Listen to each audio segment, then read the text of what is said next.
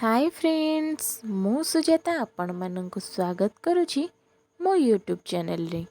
आज मु आपण मानक पाखक नहीं आसी ता लक्ष्मींकर अपूर्व महिमार किछि कहानी ओ माता लक्ष्मींकर 10 गोटी नाम जो 10 नाम को स्मरण कले मनुष्य जीवन रे दुख कष्ट दूर होई सुख समृद्धि फेरी आसी थाए।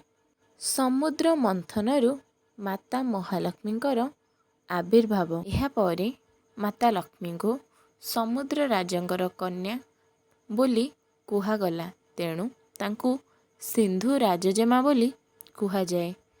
माता लक्ष्मी समुद्र मंथन उत्पन्न होई प्रभु श्री नारायण सहित विवाह बांधी होइथिले। माता लक्ष्मींकर प्रिय बार हेउछि गुरुवार।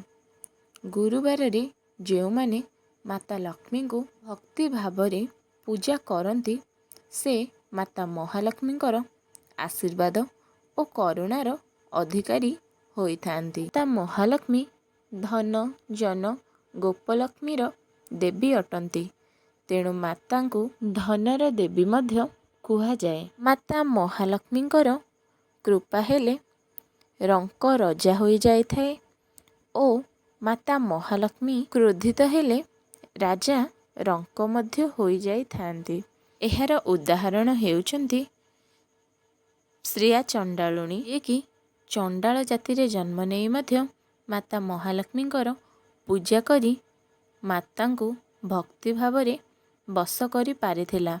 तेणु माता महालक्ष्मी ता गृह रे पहुँची जाइथिले ओ श्रिया चंडालुणी को बर प्रदान करथिले। महालक्ष्मी श्रिया चंडालुणीर घर को प्रवेश करने हेतु प्रभु श्री बलभद्र ओ श्री जगन्नाथ माता महालक्ष्मी को बहुत अपमान करथिले ओ माता महालक्ष्मी को श्रीमंदिर छाड़ी जीवापाई कहणु माता महालक्ष्मी श्रीमंदिर को परित्याग करथिले, किंतु जीवा पूर्वरु से प्रभु श्री बलभद्र और श्री जगन्नाथ को अभिशाप दे जाइथिले जे 12 वर्ष जाए तुम्भे माने दरिद्र होई रहिबो ओ क्षुधा तृषारे आतुर मध्य हेब।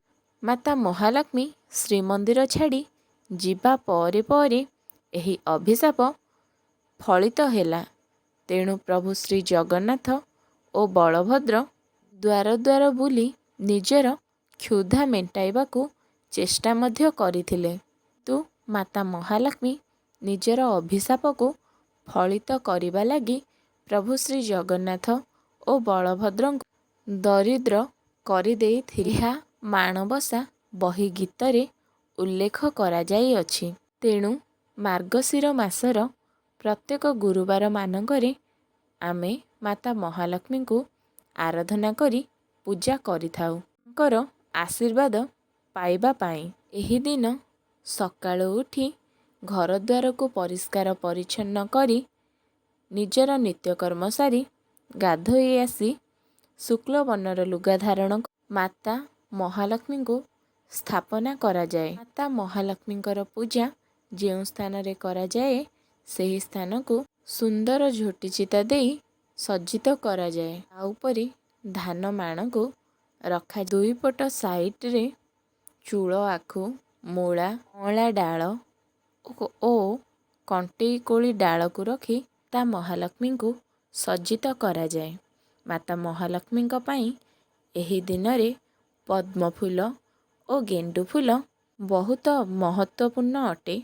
एही पूजा विधि पा महालक्ष्मी पाखरे धूप दीप झुणा देई तांको पूजा करा जाए ओ माता महालक्ष्मी पाखरे थमे विभिन्न प्रकार फलमूल को पूजा करा जाए ओ तापरे माता महालक्ष्मी पाखरे विभिन्न प्रकार पिठा को पूजा करा जाई थाए ओ शेषरे अन्न भोग मध्य करा जाए। लक्ष्मी पूजा हेउछि ओडिया गृहिणी मानक पाई एक पवित्र पूजा।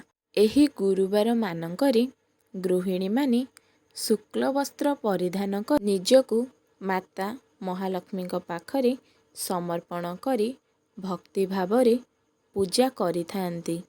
ମାଣବସା ବହି ଗୀତକୁ ପୂଜା ସମୟରେ ବୋଲାଯାଏ। ଏହି ଦିନ ଘରେ ଅଶାନ୍ତି ସୃଷ୍ଟି କରିବା ଅନୁଚିତ। ଗୁରୁବାର, ଅମାବାସ୍ୟା ଓ ସଂକ୍ରାନ୍ତି ଏହି 3 ଦିନ ମାତା ମହାଲକ୍ଷ୍ମୀଙ୍କର ଦିନ ଅଟେ। ମାତା ମହାଲକ୍ଷ୍ମୀଙ୍କର ପ୍ରିୟ ବାର ଗୁରୁବାର ଅଟେ। ମାତା ମହାଲକ୍ଷ୍ମୀଙ୍କର ପ୍ରିୟ ଫୁଲ ପଦ୍ମ ଅଟେ। ମାତା ମହାଲକ୍ଷ୍ମୀଙ୍କର ଶୁକ୍ଳବର୍ଣ୍ଣ ଅତ୍ୟନ୍ତ ପସନ୍ଦ। ଏହି ଦିନ ଘର ଦ୍ୱାରକୁ ଆମେ ଗୋମୟରେ ଲିପିବା ଉଚିତ, କାରଣ ଗୋମୟରେ ଲିପିବା ଦ୍ୱାରା ଘରେ ସବୁଆଡ଼େ ଶୁଦ୍ଧତାର ବାତାବରଣ ଖେଳିଯାଏ। ଏହାପରେ ଘରେ ସବୁଆଡ଼େ ଝୋଟି ଚିତା ଦେଇ ମାତା ମହାଲକ୍ଷ୍ମୀଙ୍କୁ ଆରାଧନା କରାଯାଇଥାଏ। ଗୁରୁବାର ମାନଙ୍କରେ ନଖ କାଟିବା ଅନୁଚିତ। ଶଯ୍ୟାକୁ ବଙ୍କା କରି ବିଛାଯାଏ ନାହିଁ। ପିଲାଙ୍କୁ ମାଡ଼ ମରାଯାଏ ନାହିଁ। କଳାହାଣ୍ଡିକୁ ମଜାଯାଏ ନାହିଁ। ଏହି ଦିନମାନଙ୍କରେ ପୋଡ଼ା ଦ୍ରବ୍ୟ ଓ ଆମିଷ ଖାଇବା ନିଷେଧ ଅଟେ। କେଶକୁ ମୁକୁଳିତ କରି ବୁଲିବା ନାହିଁ ଓ ସନ୍ଧ୍ୟା ହୋଇଗଲେ ଆଉ ମୁଣ୍ଡ କୁଣ୍ଡାଇବା ନାହିଁ। ଏହି କାର୍ଯ୍ୟ ସବୁ କରିବା ଦ୍ୱାରା ମାତା ମହାଲକ୍ଷ୍ମୀ ବହୁ ମାତ୍ରାରେ ରୁଷ୍ଟ ହୋଇଥାନ୍ତି। ଏହି ଦିନ ସକାଳୁ ଗାଧୋଇବା ସମୟରେ ମୁଣ୍ଡକୁ ଧୁଆଯାଇ ଗାଧୋଇ ସାରି ମହିଳାମାନେ ଶୁକ୍ଳ ବର୍ଣ୍ଣର ଲୁଗା ଧାରଣ କରନ୍ତି। ଏହିପରି ଆହୁରି ଅନେକ କାର୍ଯ୍ୟକଳାପ ରହିଅଛି, ଯାହାକି ମାତା ମହାଲକ୍ଷ୍ମୀଙ୍କୁ ସନ୍ତୁଷ୍ଟ କରିବା ପାଇଁ କରାଯାଇଥାଏ। ମାତା ମହାଲକ୍ଷ୍ମୀଙ୍କର ବର୍ଣ୍ଣନା ଯେତେ କରିଲେ ବି ନ ସରେ। ତେଣୁ ଭିଡ଼ିଓଟି ଅତ୍ୟଧିକ ଲମ୍ବା ହେବା ପୂର୍ବରୁ ମୁଁ ମାତା ମହାଲକ୍ଷ୍ମୀଙ୍କର ସେହି 10 ନାମକୁ ଆପଣମାନଙ୍କୁ ଦେଉଅଛି, ଯେଉଁ ନାମ ସ୍ମରଣ କଲେ ପ୍ରତ୍ୟେକ ଗୁରୁବାର ଦିନ ମାତା ମହାଲକ୍ଷ୍ମୀଙ୍କର ଆଶୀର୍ବାଦ ଓ କୃପା ଆମକୁ ମିଳିଥାଏ। ପ୍ରଥମ ନାମଟି କମଳା ବା କମଳିନୀ। ଦ୍ୱିତୀୟ ନାମଟି ଲକ୍ଷ୍ମୀ ଅଟେ। ତୃତୀୟରେ ମାତା ମହାଲକ୍ଷ୍ମୀଙ୍କର ନାମ ହେଉଛି ପଦ୍ମାଳୟା ଓ ଚତୁର୍ଥରେ ମାତା ମହାଲକ୍ଷ୍ମୀଙ୍କର ନାମ ହେଉଛି ହରିପ୍ରିୟା। ପଞ୍ଚମରେ ଦାରିଦ୍ର୍ୟ ଭଞ୍ଜନୀ ନାମରେ ମାତାଙ୍କ ନାମ ବିଖ୍ୟାତ। ଷଷ୍ଠ ନାମଟି ମାତା ମହାଲକ୍ଷ୍ମୀଙ୍କର ବିମଳା ଅଟେ ଓ ସପ୍ତମ ନାମଟି ଜଗତମୋହିନୀ ଅଟେ। ଅଷ୍ଟମ ନାମଟି ମାତା ମହାଲକ୍ଷ୍ମୀଙ୍କର ହେଉଛି ଚଞ୍ଚଳା। ମାତା ମହାଲକ୍ଷ୍ମୀ ଯେହେତୁ ଅତି ଚଞ୍ଚଳ ହୋଇଥିବାରୁ ତାଙ୍କ ନାମଟି ଚଞ୍ଚଳା ରଖାଯାଇଅଛି। ନବମ ନାମଟି ମାତା ମହାଲକ୍ଷ୍ମୀଙ୍କର ଜାନକୀ ଅଟେ ଓ ଦଶମ ନାମଟି ଉମା।